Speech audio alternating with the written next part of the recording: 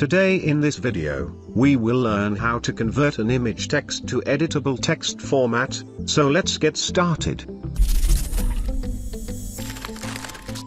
First open Microsoft Office Word document. By the way, I'm using Microsoft Office 2019. After open Word, we will go to the Insert tab, and click on the pictures. Now select any text image you want to convert editable text format, after inserting the image.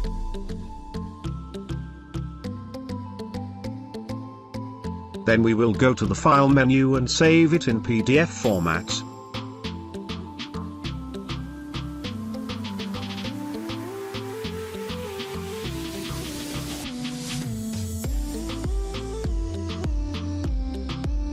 After close this file.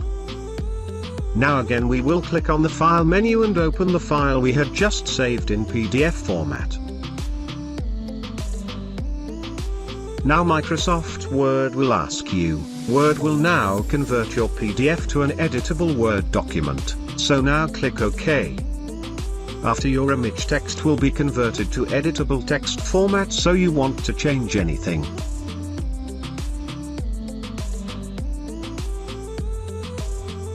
Now compare both text, and all done.